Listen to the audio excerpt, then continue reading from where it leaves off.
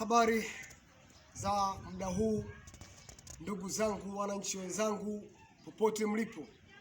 Ni yule ndugu yenu Juma Omari Sharifu almaarufu Al-Kasusu.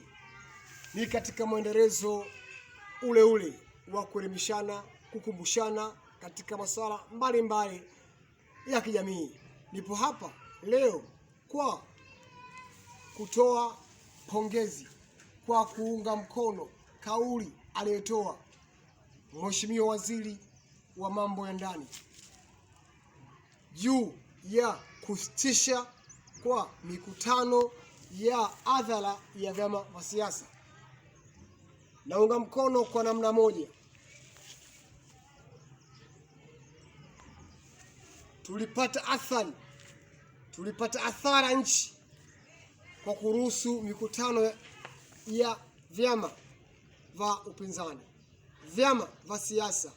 Oktoba 29 tukaingia katika hasara nchi hiyo. Halama hiyo, dalili ndiyo aliyeiona Waziri wa Mambo ya Ndani, ndio sababu ile ikapelekea akazuia, akasitisha kwa muda huu mikutano isiendelee ya hadhara ya vyama vya siasa kwa kunusuru nchi.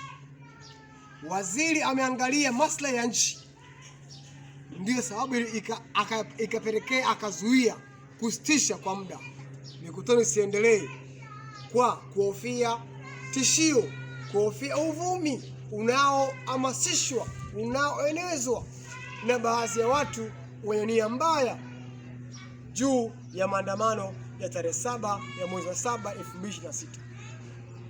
Na pia natoa nasaha kwa vijana wenzangu. Waathirika kubwa ni vijana.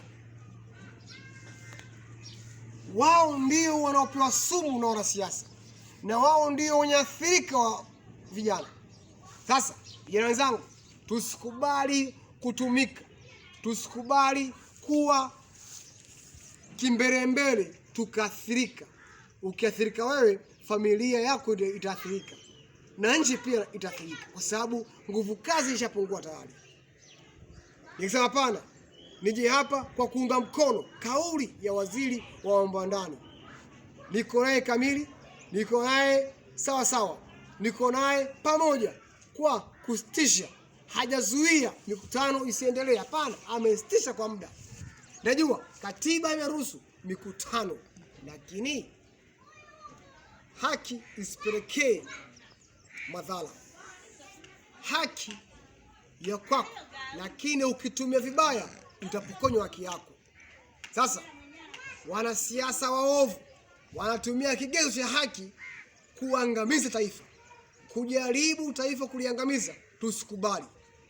Wananchi wenzangu, na kupanasa, usikubali kutumika tarehe 7. Baki nyumbani, fanya shughuli zako, usitoke kuandamana. Serikali iko makini, serikali inafanya kazi vizuri. Tunaamini Mungu atailinda nchi yetu, Mungu atamlinda rais wetu, na Mungu atatulinda sisi wananchi mpaka pale yeye mwenyewe ataposema sasa ondoka duniani. Hapo tondoka. Sasa mengi, Juma Omari Sharifu.